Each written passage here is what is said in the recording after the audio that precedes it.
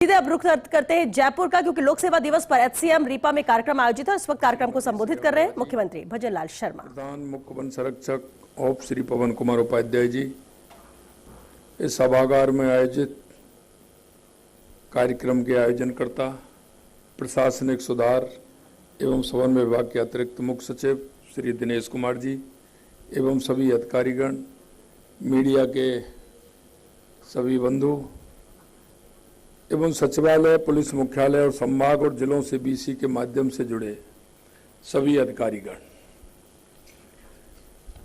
आज आप सभी को सबसे पहले तो मैं सिविल सेवा दिवस 2026 की बहुत बहुत शुभकामनाएं देता हूं। वैसे ये दिवस 21 अप्रैल का है, लेकिन आज सुबह से ही मैं 21 अप्रैल से पहले जो मैंने कार्यक्रम पूरे राजस्थान में दिए थे, वो माननीय प्रधानमंत्री जी का कार्यक्रम होने के कारण सभी 22 में परिवर्तित हुए। तो आज सुबह से मैंने उन्हीं कार्यक्रमों को किया है जो कार्यक्रम की वजह से हमने आगे किए थे। 21 अप्रैल का कार्यक्रम भी उसी में था। तो आज मैं आप सभी को बहुत बहुत शुभकामनाएं देता हूं और आपके जीवन में ये दिन समीक्षा, उत्कर्ष कार्य और अपने जीवन की लगातार बढ़ती हुई सेवाओं को एक आत्म विश्लेषण के रूप में देखना चाहिए, क्योंकि यशस्वी प्रधानमंत्री नरेंद्र मोदी जी ने सिविल सेवकों से आग्रह किया है कि हमारे सिविल सेवक उत्कृष्टता, करुणा और नवाचार के साथ अपनी सेवा जारी रखें और कर्तव्य के उच्चतम मानकों को बनाए रखें। इसको हम जब कर पाएंगे जब हम अपना आंकलन करेंगे, और आंकलन करते हुए हम अपने आप में जिस सेवा के लिए हम चयन हुए हैं उसमें हम कहां हैं, क्योंकि इन मानकों पर खरा उतरते हुए आज के इस अवसर पर जिन अधिकारियों को सुशासन, नवाचार, फ्लैगशिप योजनाओं के क्षेत्र में प्रशंसनीय कार्य के लिए मुख्यमंत्री उत्कृष्ट अवार्ड 2026 से सम्मानित किया गया है, मैं उन सभी को बहुत बहुत बधाई और शुभकामनाएं देता हूं, क्योंकि उन्होंने जो काम किया है उसका आंकलन हुआ है और उस आंकलन के माध्यम से आपको उत्कृष्ट माना है कि आपने अच्छी सेवाएं दी है। यह जीवन का वो पल होता है जब व्यक्ति को उसके काम का प्रशंसा भी होती है, उस काम करने का प्रमाण भी मिलता है। उस प्रमाण के कारण उसके काम की गति बढ़ती है, उसके काम का महत्व स्वयं में नहीं, लोगों के समझ में आता है। इसलिए आज का ये दिन उस स्टील फ्रेम के समान और आत्ममंथन का दिन है, जिसकी नींव आज ही के दिन यानी कि 21 अप्रैल को 1947 को आधुनिक भारत के शिल्पी और राष्ट्र निर्माता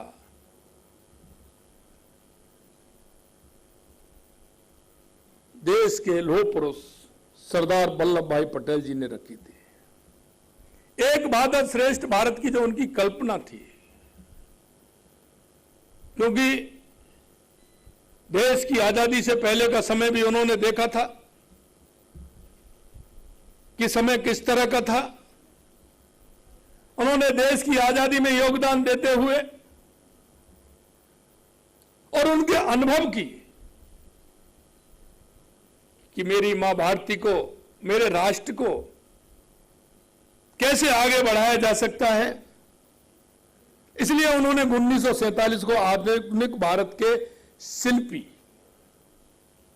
और राष्ट्र निर्माता जो कहे जाते हैं, सरदार पटेल ने एक ऐसे प्रशासन की कल्पना की थी जो राष्ट्र की एकता और अखंडता की रक्षा भी कर सके, उसको सुदृढ़ भी कर सके, उसको आगे भी बढ़ा सके। क्योंकि उस समय की जो परिस्थितियां थी, आप अपने कल्पना के माध्यम से देख सकते हो कि आजादी के समय देश की क्या स्थिति, उसको अगर ठीक प्रकार से संचालन करते हो हमारे राष्ट्र को आगे हर क्षेत्र में बढ़ा सकता है। इसलिए उन्होंने इसी के दिन यह नींव रखी थी। आज आप मुझे वही ऊर्जा, वही संकल्प और राजस्थान के सिरमौर बनाने के लिए आपके अंदर वो ललक दिखाई दे रही है। साथियों, हमारी सरकार प्रदेशवासियों की सेवा को लेकर एक स्पष्ट सोच और लक्ष्य रखती है, क्योंकि सरदार वल्लभ भाई पटेल जी ने जब इस सर्विस का एक रोड मैप बनाया, एक स्टील फ्रेम में इसको बना करके जो उनकी कल्पना थी कि मेरा राष्ट्र कैसा होगा, आप ये मान सकते हैं कि आपकी जो परीक्षा है उससे बड़ी परीक्षा कोई दूसरी हो नहीं सकती। आपको किस तरह से चयन होता है, देश की उस सर्वश्रेष्ठ परीक्षा से कई बार निकलते हुए आप आते हैं, और ये कल्पना भी होती है। मैं कई बार कहता हूं, पढ़ने वाले उस छात्र की भी होती है, छात्र और छात्रा की, और उनके माता पिता की भी होती है। हर पढ़ने वाले के मन में यह होता है कि मैं उस सेवा में कैसे जाऊं, उसके लिए पूरी मेहनत करता है। और हम जब उसमें से निकल करके आते हैं तो हमें राष्ट्र के बारे में, समाज के बारे में, प्रदेश के बारे में, गरीब अंत्योदय के बारे में, क्योंकि हमारा लक्ष्य अंत्योदय है, यानी उस व्यक्ति का उत्थान जो समाज के अंतिम पायदान पर खड़ा है, उसको आगे हमें कैसे बढ़ाना है। आजादी से पहले देश में अंग्रेजों का शासन था। उनका उद्देश्य हमारे देश की जनता पर राज करना था और किसी चीज से उनको लेना देना नहीं था। वो कैसे राज कर सकते हैं, उनके मन में वही कल्पना रहती थी। लेकिन आजाद भारत में और विशेषकर आज के इस नए भारत में हम शासक नहीं बल्कि एक जनसेवक के रूप में काम करते हैं। दोनों में बड़ा अंतर है। वो राज करने वाले थे, हम हमारे राष्ट्र को मजबूती देने वाले हैं। हम हमारे उस अंतिम पायदान पर खड़े हुए व्यक्ति को कैसे, किस योजना से लाभ मिल सकता है।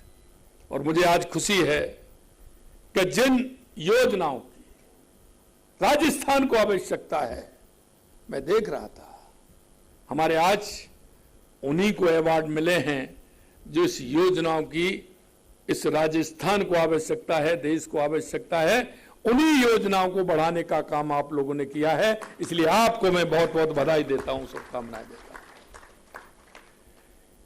यशस्वी प्रधानमंत्री जी ने मिशन कर्मयोगी की शुरुआत इसी बदलाव के लिए की है, ताकि प्रत्येक लोक सेवक प्रशिक्षण प्राप्त कर लोक कल्याणकारी शासन में अपना बेहतर योगदान दे सके।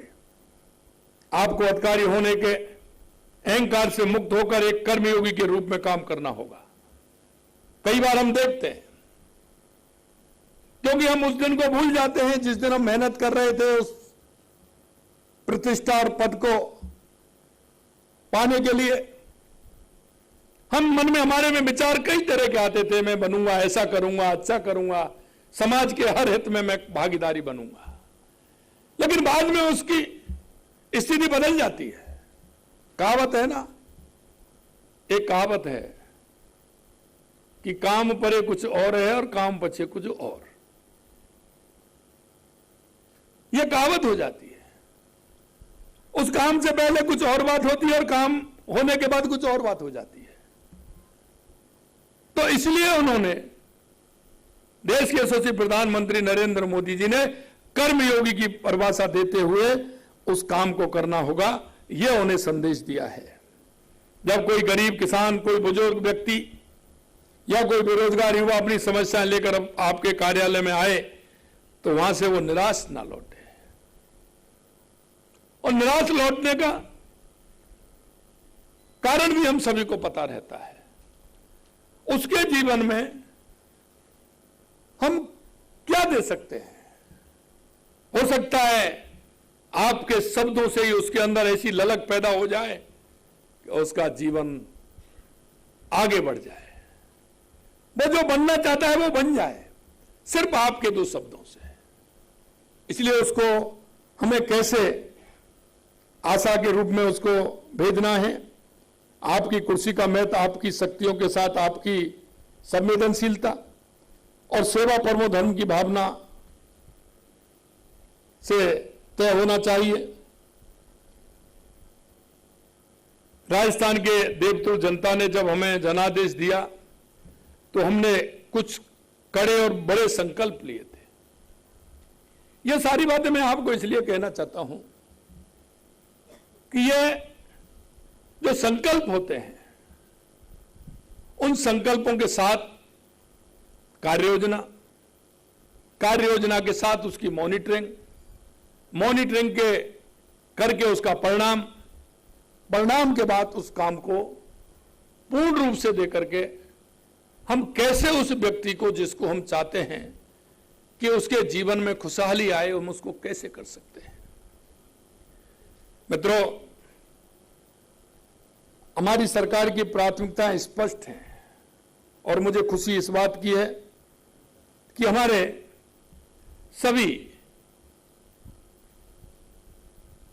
हमारे अधिकारीगण उस काम को आगे बढ़ा रहे हैं, क्योंकि 25 योजनाएं हमारे राजस्थान की ऐसी हैं जो पहले, दूसरे और तीसरे नंबर पर हैं। अभी सीएस महोदय बता रहे थे 11 योजनाओं में हम देश में पहले नंबर हैं।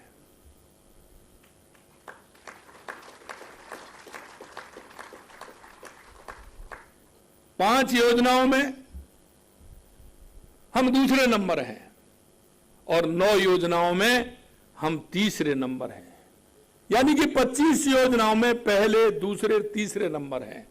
उसमें आपका ये समर्पण, आपका सरकार के प्रति आपकी जो कर्मनिष्ठा है वो पूरी तरह से दिख रही है। कभी कभी मैं एक बात और कहता हूं कि हमें कहने की जरूरत नहीं पड़ती है। कभी कभी मैंने यह भी देखा है और कभी कभी मैं विचार भी इस बात पर करता हूं, कुछ बातें ऐसी होती हैं जो जितने पढ़े लिखे होते हैं वो उनके ऊपर होके निकलती है, ऊपर होके निकलती है। हमें जो गरीब का, बुजुर्ग का, बल्कि हमारे माता पिता का, जो हमारे अंदर संस्कार है, हमारी संस्कृति है, जब ये सुनकर के मैं देखता हूं तो मन में बहुत बड़ी चिंताएं होती हैं। क्योंकि विदेशों में हो सकते हैं वृद्धाश्रम, लेकिन ये हमारी संस्कृति में नहीं है। हम हमारे माताजी, पिताजी, हमारे बुजुर्ग, हमारे परिवारजन, उनका कैसे ख्याल रख सकते हैं? कई बार हम पाश्चात्य संस्कृति के उसमें आकर के, पढ़ना अच्छी बात है, ज्ञान लेना अच्छी बात है, हम वहां जाकर के देखें अच्छी बात है, लेकिन हम उसके चक्कर में आकर के हमारी संस्कृति का उपहास करते हैं। मित्रों, शांति की खोज में लोग भारत आते हैं। भारत में जो शांति मिल सकती है दुनिया में कहीं नहीं मिलेगी। लेकिन हम हमारी शांति को छोड़ के अशांति की तरफ देखते हैं, हम उनकी होड़ करते हैं, हम उस पर विमर्श करते हैं। मैं इसलिए कह रहा हूं कि विमर्श करना ही सबसे ज्यादा घातक है। हम किसी के बारे में, ऐसे शिक्षण संस्थान के बारे में हो या उन देशों के बारे में हो जिनमें विमर्श करने में भी हमारी पीढ़ी को नुकसान होता है, मित्रों इसका भी हमें ध्यान रखना चाहिए, क्योंकि उनके विमर्शों में हमारी संस्कृति नहीं है, हम कहीं मेहमान नहीं है। इसलिए अगर आप देखोगे तो जहां स्थिति खराब हो रही है, आज अगर मैं गांव के उस बुजुर्ग को, गरीब को, संवेदनाओं को वहां हम देख सकते हैं, पड़ोस के भी मिलेगी, गांव के भी मिलेगी, गांव के कोई भी व्यक्तियों का उसके अंदर होगी, गरीब की होगी, वो अपनी एक दिन की दाढ़ी छोड़ करके भी परोपकार के लिए तैयार हो जाता है। लेकिन मैं देखता हूं कि जिन लोगों को परोपकार की नहीं, थोड़े सहारे की जरूरत होती है, वो उसको नहीं दे पाते। मेरे भाइयों बहनों, मैं एक ही बात कहूंगा आपसे, कुछ चीजें विमर्श की जो होती हैं उनको कहां करना चाहिए, हमारे विमर्श की कहां तय करनी चाहिए, उनको क्या करना चाहिए, हमारे को हमें कैसे हमारी आने वाली पीढ़ी को क्या संदेश देना होता है, ये तो आप सभी जानते हैं कि लोग आपका अनुसरण करते हैं, आप जो कहते हैं उसमें विश्वास है, आपका अनुभव है, आपने जो पद हासिल किया है उसकी गरिमा है। इसलिए आप जो भी कुछ मुंह से वाक्य कहते हैं, आने वाली पीढ़ी या लोग उसका अनुसरण करते हैं, और जब अनुसरण करते हैं तो हमें क्या कहना चाहिए, कहीं कोई दिशा गलत तो नहीं है, कहीं किसी और दिशा में जा रहा हो। इसलिए उन्होंने स्पष्ट कहा है कि हमारे विमर्श और हमारी संस्कृति, क्योंकि प्रधानमंत्री जी कहते हैं कि विरासत और विकास दोनों साथ साथ चलने चाहिए। हमारी विरासत यही है, हमारी विरासत हमारी संस्कृति है, वो हमारी पूंजी है, हम उसको कैसे आगे बढ़ा सकते हैं। मैं, आप जानते हैं कि पिछले कुछ वर्षों में राजस्थान के युवाओं के सपनों के साथ खिलवाड़ हुआ था, परीक्षाओं के पेपर लीक होना एक नासूर बन गया था। हमारी सरकार ने शपथ लेते ही सबसे पहला काम एसआईटी गठन करने का किया, और आज मुझे खुशी है कि आपकी मेहनत से, आपके जज्बे से आप देख सकते हैं कि कितने लोगों को गिरफ्तार किया है, और 350 से ज्यादा पेपर हो गए। राजस्थान के अंदर एक भी पेपर लीक नहीं हुआ, इसके लिए मैं आपको बधाई देता हूं।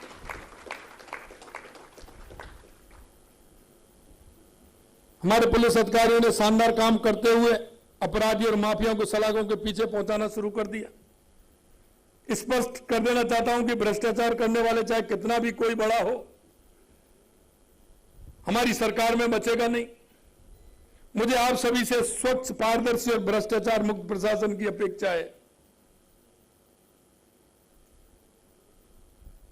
आने वाला हर व्यक्ति, चाहे वो हमारे किसी भी अधिकारी के पास आता है, उसकी इच्छाएं और अपेक्षाएं आपसे बहुत होती हैं, बहुत होती हैं। हमें उनकी इच्छा और अपेक्षाओं पर खरा उतरना बहुत आवश्यकता है। नारी शक्ति का सम्मान हमारी संस्कृति का मूल मंत्र है, और मैं धन्यवाद देना चाहता हूं देश के यशस्वी प्रधानमंत्री जी को, उन्होंने महिलाओं के लिए राजीव का के माध्यम से लखपति दीदी बनाने का जो काम किया है, उसमें राजस्थान में ऐतिहासिक काम हुआ है। इसके लिए मैं बधाई देना चाहता हूं।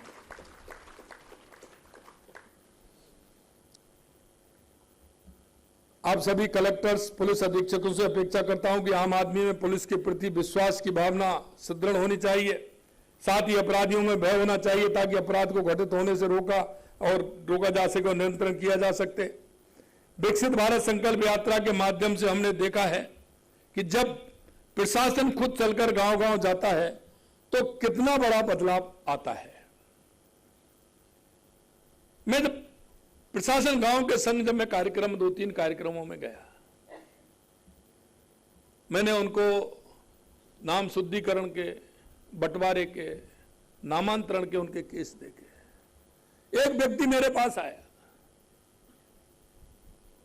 कि मेरे नाम 35 साल में शुद्ध हुआ है। उस अभियान के अंदर 35 साल के अंदर मैंने उनसे पूछा तुम्हारे नाम को क्या हो गया, नाम को क्या हो गया।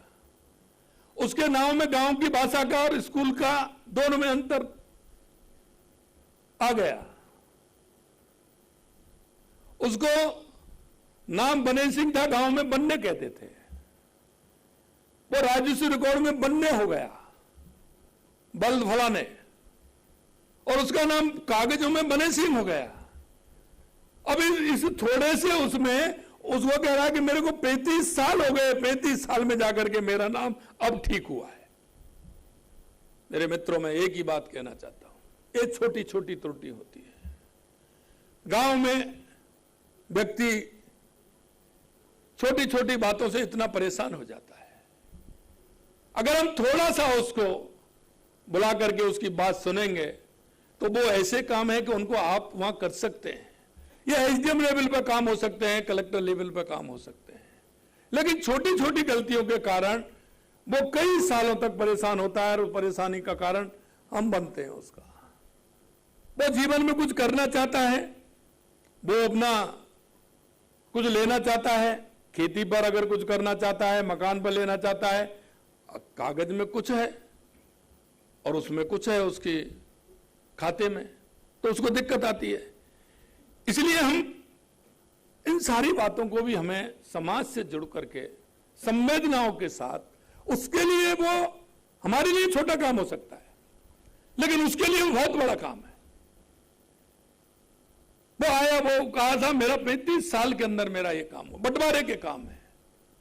वो आए मेरे पास, हम 20 साल से लड़ रहे हैं, बंटवारा नहीं हो रहा था। आज हमको बैठा के समझाया, एसडीएम साहब ने कहा, कलेक्टर साहब ने कहा तो हमारा काम हो गया और अब हम ठीक प्रकार से हमारा बंटवारा हो गया है, हम इसको कर पाएंगे। छोटे छोटे काम है हमारे। पीएम आवास योजना, जल जीवन मिशन, उज्ज्वला योजना, आयुष्मान भारत जैसी योजनाओं का लाभ 100% पात्र लोगों तक पहुंचना आपकी जिम्मेदारी, कोई भी पात्र व्यक्ति छूटे नहीं। ये योजना किसके लिए है? चाहे वो राज्य सरकार की योजना हो या केंद्र सरकार की योजना हो। देखिए, मैं हमेशा कहता हूं, चाहे केंद्र सरकार से पैसा आए या राज्य सरकार से पैसा आए, वो लगेगा तो जमीन पर ही, वहीं जाएगा। अगर योजना है तो योजना नगर निकाय के माध्यम से, पंचायत के माध्यम से नीचे जानी है। तो हमारा फोकस वहां होना चाहिए। गरीब, मजदूर, किसान, दिव्यांग, उनको उनकी जो योजना है उसका लाभ मिलना चाहिए। अगर उनका लाभ उनको मिलेगा तो निश्चित रूप से वो हमारे विकसित गांव, विकसित जिला, विकसित प्रदेश, विकसित देश में हमारे भागीदारी बनेंगे।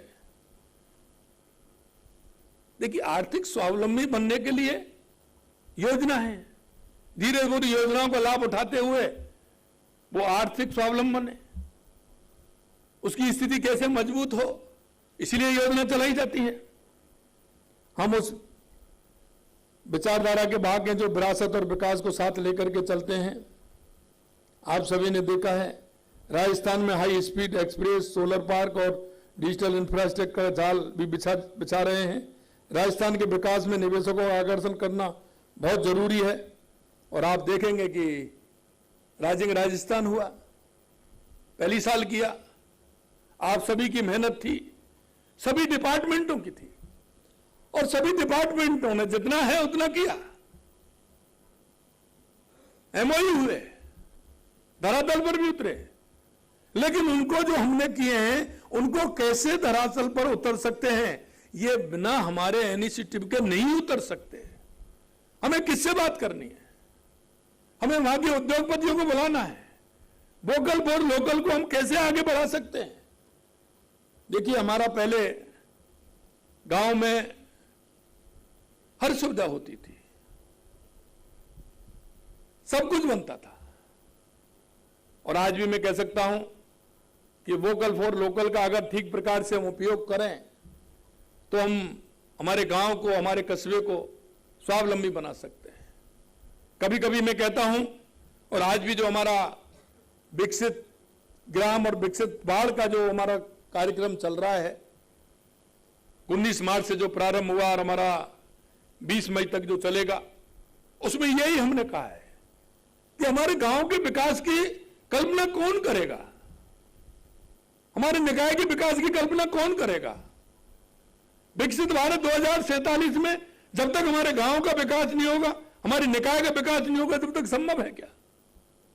हमें वहां की अर्थव्यवस्था कैसे हमको बढ़ानी है, वहां की उपयोगिता क्या है, वहां का लोकल प्रोडक्ट क्या है। हमारे यहां राजस्थान हर क्षेत्र से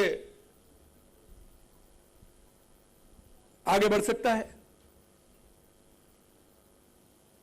हम देखते हैं कि हमारे मिनरल 85 प्रकार के मिनरल ने किसकी जिले में निकलते हैं और वहां क्या क्या बन रहा है, कृषि के क्षेत्र में क्या उत्पादन हमारा हो रहा है। हम टेक्सटाइल के क्षेत्र में हमारा गांव में क्या धंधा चलता है, क्या बन रहा है। हमारी मार्बल हो या स्टोन की कोई भी स्टोन हो, उसकी मूर्ति कहां बन रही है। हमारा पर्यटन स्थल कौन सा है जो हमारे वहां लोग देखने आएंगे तो उससे हमारे वहां के लोगों को रोजगार मिलेगा। बहुत सारी संभावना है।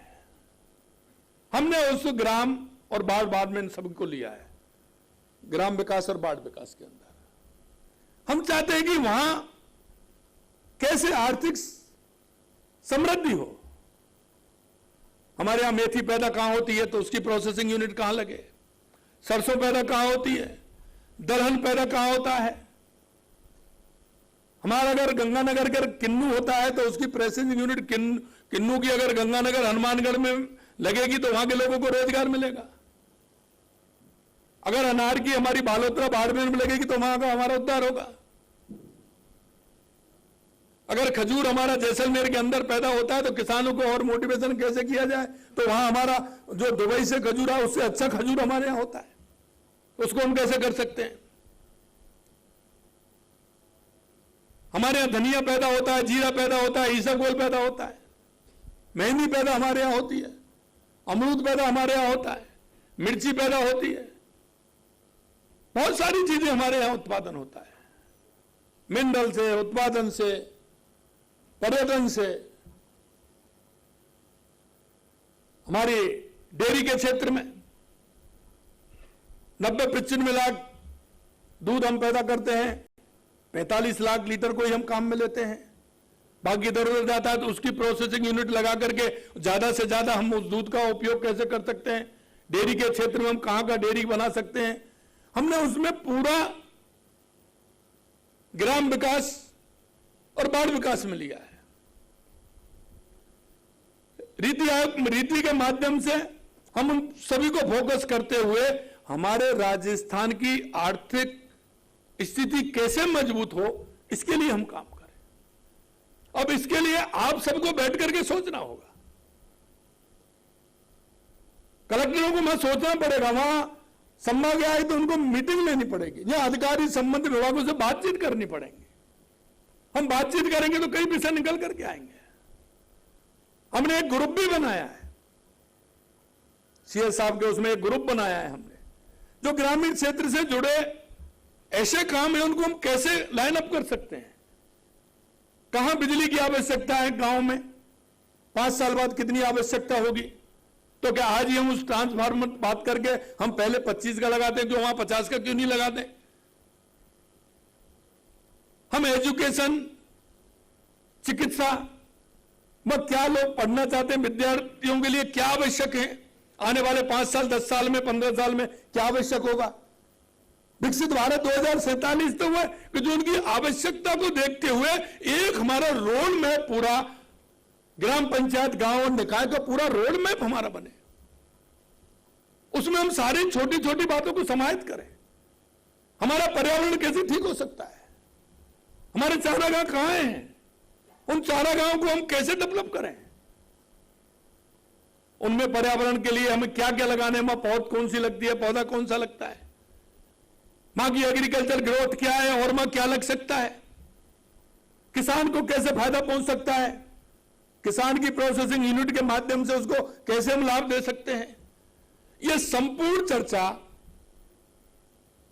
अगर होगी तो निश्चित रूप से जो सरदार वल्लभ भाई पटेल जी ने जो सपना देखा था वो यही था, क्योंकि आप वो लोग हैं जो देश की पहली परीक्षा पास करके इस सेवा में आते हैं। एक्सपर्ट किसको कहते हैं? जहां अपने अपने क्षेत्र में आप काम करते हैं, आपका अनुभव है।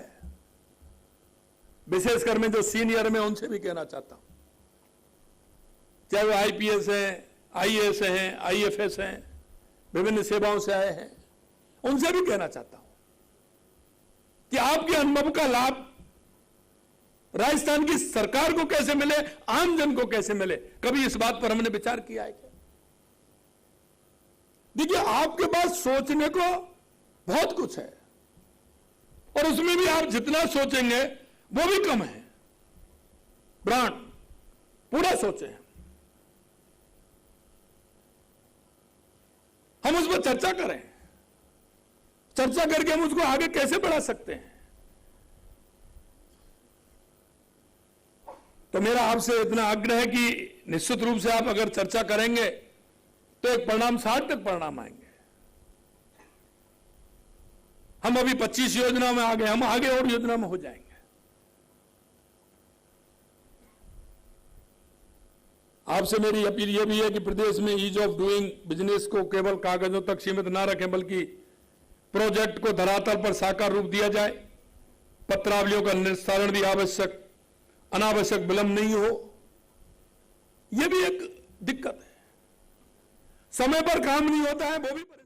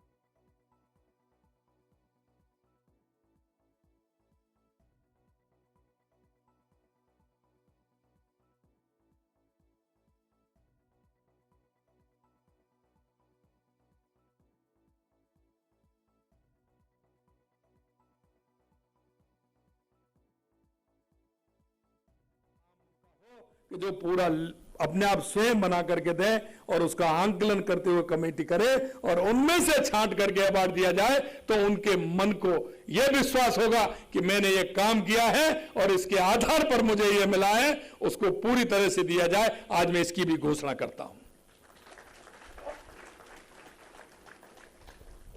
क्योंकि काम करने वाले को सम्मान मिलना चाहिए उसके जीवन में। क्योंकि कभी कभी उसके मन में आता है कि मैंने तो किया नहीं, मैंने तो दिया नहीं, इसलिए मेरा नंबर तो आया ही नहीं। मैंने कई को देखा है और मेरे मन में यह भाव कैसे आया वो भी मैं बता दूं आपको। एक अधिकारी है, नाम नहीं लूंगा मैं, जब उनके पास कुछ विद्यार्थी आए, उन्होंने उस स्कूल में जाकर के उनकी फीस जाके भर दी। उन्होंने चुप से उनको गोद ले लिया, उनकी ड्रेस से लेकर के, क्योंकि वो प्राइवेट में पढ़ना चाहते थे, सरकारी में तो नहीं, लेकिन प्राइवेट में तो लगती है। उन्होंने कहा मैं इसमें पढ़ना चाहता हूं। उसने आज तक किसी को नहीं बताया और उन्होंने उन बच्चों के लिए पूरा 5वीं 6वीं से शायद उन्होंने लिया था, उनकी पूरी परवरिश एक अधिकारी ने उनकी की है, पूरी परवरिश की है।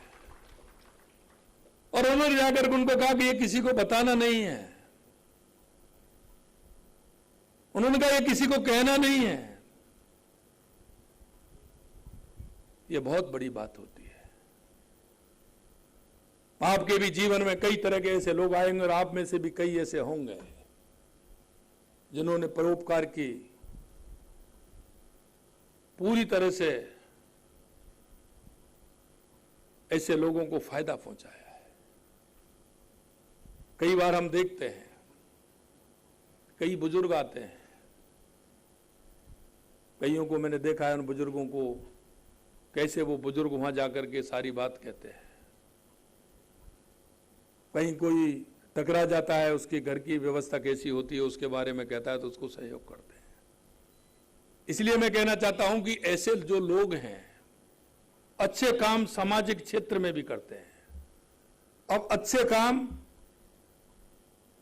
अपने जिस पोस्ट पे होते हैं उस पोस्ट पर भी करते हैं। ऐसे लोगों को भी मौका मिलना चाहिए।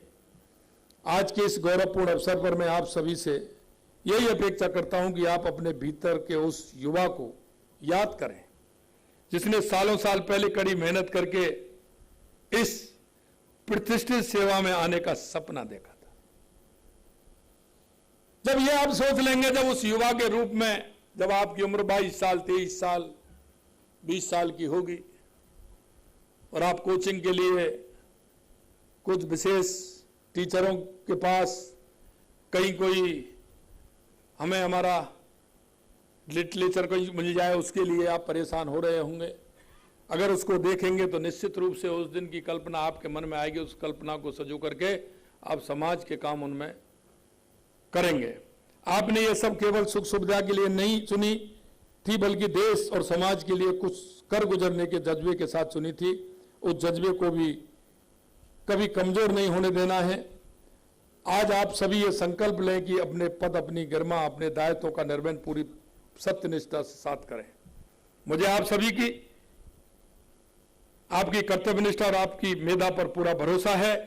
आइए हम सब मिलकर लोक कल्याणकारी सरकार के विकसित राजस्थान के सपने को साकार करेंगे। आप सभी को सिविल सेवा दिवस की पुनः ढेर सारी शुभकामनाएं।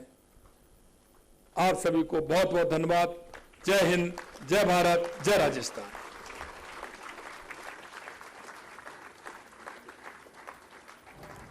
और देखिए लाइव तस्वीरें आपको दिखा रहे हैं। मुख्यमंत्री भजनलाल शर्मा का संबोधन आपने सुना। लोक सेवा दिवस पर एचसीएम रीपा में एक कार्यक्रम जहां मुख्यमंत्री भजनलाल शर्मा के द्वारा शिरकत की गई। 9 अधिकारियों को अवार्ड दिया गया। प्रशासनिक सेवा में नवाचार और उत्कृष्ट कार्य के लिए अवार्ड दिया गया है। आईएएस हेमंत गेरा, गायत्री राठौड़, आरुषि मलिक, अमरीश कुमार, कृष्ण कुणाल, दिनेश कुमार, श्रेया गुहा, तमाम लोगों की मौजूदगी फिलहाल इस कार्यक्रम में बनी हुई है।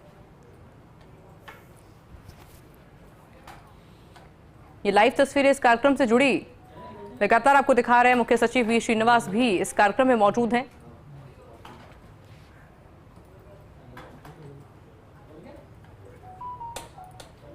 प्रशासनिक सेवा में नवाचार और उत्कृष्ट कार्य के लिए तमाम अधिकारियों को सम्मानित भी किया गया।